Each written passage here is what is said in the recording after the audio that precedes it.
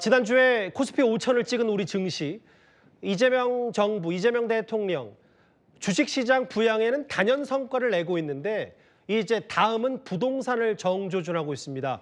정부 이기는 시장 없다. 다주택자 중과세 유예 연장 없다.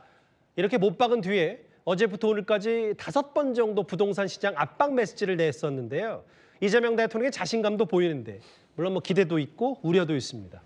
제 옆에 경제 전문가 이인철 소장 나와 있습니다.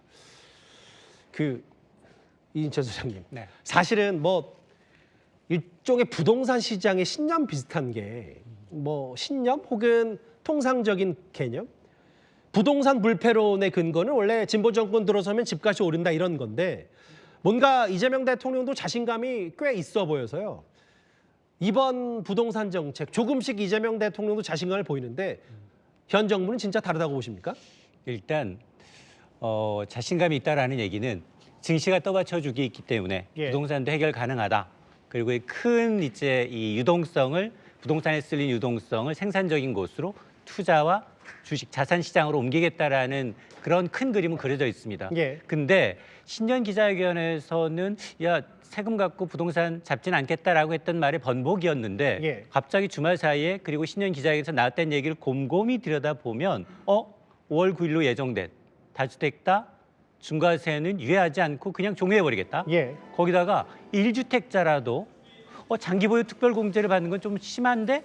라는 뉘앙스를 붙이고 있거든요. 예. 그럼 그런 말이 나온 배경을 좀 들여다볼 필요가 있는 게 예. 지난해 예. 서울 아파트 가격의 상승률이 연간 예. 거의 9% 가까이 문재인 정부 시절을 웃돌았어요. 그래서 지난 연말에 이재명 대통령이 어떤 얘기를 했느냐. 정말로 부동산 때문에 욕을 너무 많이 먹는데 예. 답이 안 보인다.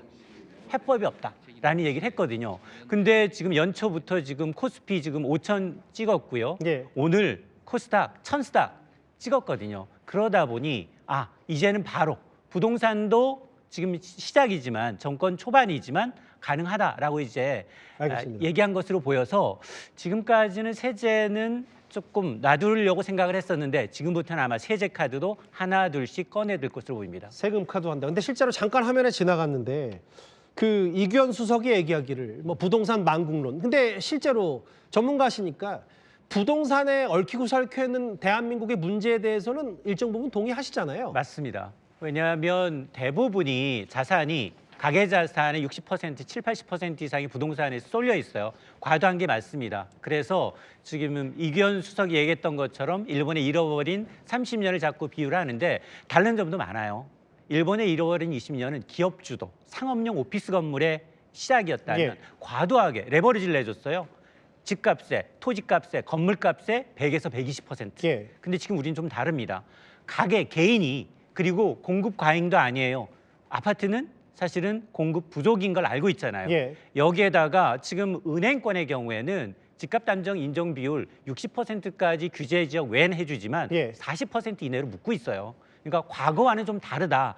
잃어버린 일본과는 좀 다른 점이 있는데 그럼에도 불구하고 지금 정부의 경우에는 어쨌든 올해 내년까지는 공급 부족 현상이 이어진다는 걸 알고 있기 때문에 예. 다주택자들로 하여금 지금 바로 5월 9일까지 세금 무서우면 빨리 물량을 풀어라라는 시그널입니다. 시장의 반응은 어떨 것 같습니까? 지금 대통령의 저 한마디가 다주택자로서는 집을 팔까요? 아니면 안 팔까요? 일단 신경전이 시작이 됐어요. 예. 저 소식이 나오면서부터 일부 강남의 아파트 매도 호가가 억 단위로 좀 낮춰졌다라는 얘기가 들립니다. 호가죠, 호가. 예, 실거래가는 아니고. 근데 실제적으로 예. 강남이든 지금 이 양도세 중과 부활 예고한 지역이 서울 전역, 예. 경기도 12개 구역이 전부 다 조정 대상 구역이면서 토지거래 허가 구역으로 묶여 있다 보니까 예. 여기입니다. 근데 여기 지금 실질적으로 생각을 해보면 이게 5월 9일까지는 석 달 정도 남아 있습니다. 석 달 새 주택 매도가 가능할까? 여기는 실수요자 아니면 살 수도 없어요. 현금을 대부분 갖고 있어야 되고요. 그리고 실거주만 이제 매도 잠시만요. 가능합니다. 그러니까 지금 화면에 나오는 것처럼 이재명 정부의 과거 세금 관련 말고 네. 과거 6.27 대책이나 10.11호 대책이 결국은 저렇게 부동산을 저 정책 때문에 자유롭게 사고 팔 수가 없기 때문에 지금 뭐 세금 물론 뭐 유예를 연장하지 않기로 한 게 직접적인 세금 정책은 아니지만 간접적이죠. 이인철 소장 말씀은 결국은 다주택자가 집을 내놓을 유인은 잘 안 될 거다라고 보시는 거네요. 실제로 지금 이 지난달의 경우 강남 서초의 경우에는 증여 건수가 예. 3년 만에 최고입니다. 그러니까 똘똘한 한 채에 대한 선호 현상, 다주택자들 경우에도 좀 고민이 되는 부분이 있을 거예요. 예. 왜냐하면 대출을 레버리지 내셨던 분들의 경우에는 예. 매도를 하겠지만 순서가 있습니다. 똘똘한 채는 끝까지 갖고 있어요. 외곽부터 차례대로 내놓는 순서가 있는데 그 기간이 너무 짧고 외곽의 경우에는 잘 팔리지도 않거든요. 알겠습니다. 그러다 보니까 예. 아마 이제 정부의 의도는 5월 9일까지 내놓으라는 압박이지만 실제로 그게 먹혀들지 않을 경우에는 이제 더 센 카드, 추가적인 카드가 나올 겁니다. 이인철 소장님, 이 소장께서 약간 지금 현 정부의 부동산 정책에 대해서 일단은 낙관적이진 않으신 것 같아서 네. 제가 일부러 좀 반대편을 서볼게요. 네. 아무리 그래도 뭐 문재인 정부의 시즌2 아니냐, 노무현 정부, 문재인 정부처럼 진보 정권이 또 집값 뭐 못 잡을 수도 있다는 취지로도 제가 언뜻 들려서. 근데 이제 과거 정부와는 좀 다른 거 아니에요? 왜냐하면 그때는 증시가 이 정도 화랑이 아니었고 이 주식시장의 돈의 흐름을 더 갖고 가기 위해서는 이 부동산 시장보다 금융시장을 부양하기 위해서는 이 정도의 부동산 정책을 잡아놓으면 네. 문재인 정부 때는 서울 지방 할 곳이 다 올랐는데 또 지방은 또 안 그렇거든요. 문재인 정부는 좀 다른 거 아닙니까? 그러니까 이전 정부와 문재인 정부와 지금 정부의 부동산 정책의 차이점은 예. 과거에 실패했다는 걸 알고 있어요. 정권까지 부동산 때문에 바뀌었다라는 얘기를 들을 정도인 걸 알고 있기 때문에 규제를 하지만 여긴 공급이라는 대책을 추가하고 있고요. 예. 특히 말씀하셨던 것처럼 증시 부양에 성공을 했어요. 예. 그러면 생산적인 부분으로 이제 자금이 이동 가능하다라는 자신감을 얻은 거예요.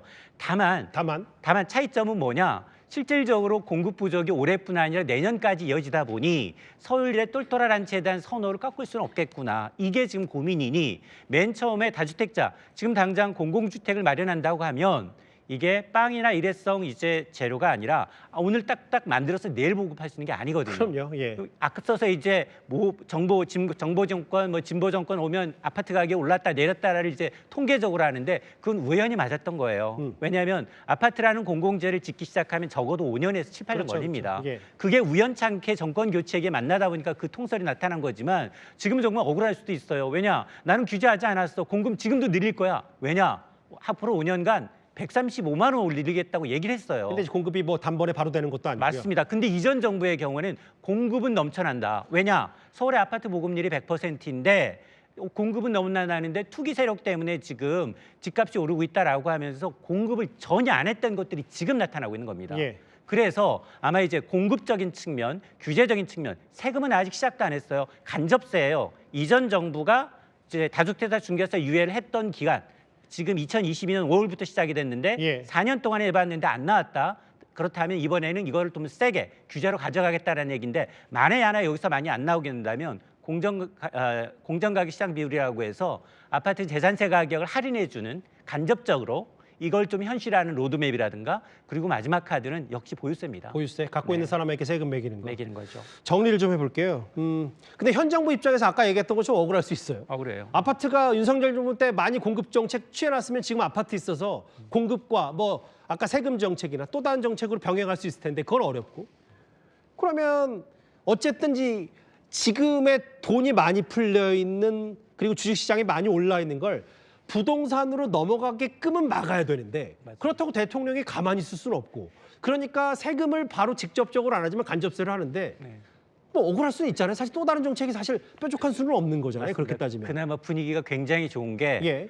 모든 돈이 다 주식으로 쏠리고 있어요. 예. 하물며 은행의 요구불 예금이 5대 은행에 요구불 예금이 이달 들어서 24조 원 역대 최대 규모고요.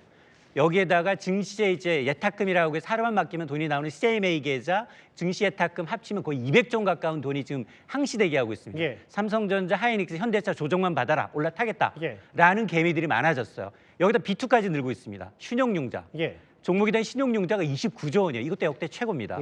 특히 자산시장이 무너졌어요. 자산시장 거래, 디지털 자산시장 거래량이 지금 절반적으로 거래가 줄었는데 예. 이자금까지 증시로 넘어오고 있어서 그래서 아마 내친 김에 5,000피 갔으니 이번에 1,000스닥, 3,000피 가보자라고 해서 이제 코스닥 쪽에 또 힘을 실어 넣는 것 같습니다. 결국 현 정부가 이제 증시 부양을 어느 정도는 이뤄냈고 부동산 자신감. 시장으로 돈을 쏠리는 걸 어떻게든 막아보자는 일환 근데 현실적인 문제도 있는 거고 이인철 소장 말씀하셨던 이게 것처럼. 증시는 단기 한머리 성격이 깊고요. 그렇죠. 부동산은 장기적인 금이에요. 주식으로 돈 벌어서 부동산 사겠다는 분은 계신데 부동산 팔아서 주식으로 돈 벌겠다는 분은 없어요. 왜냐? 과거에 트라우마가 있어요. 야, 망해봤어. 알겠습니다. 집 팔고 망해봤다는 트라우마 때문에 이걸 극복해야 합니다. 시장의 반응을 좀 지켜볼게요. 다시 그 전에 일정 부분 시장이 어떻게 반응하는지를 경제 전문가 이인철 소장과 함께 짚어봤습니다. 잘 들었습니다.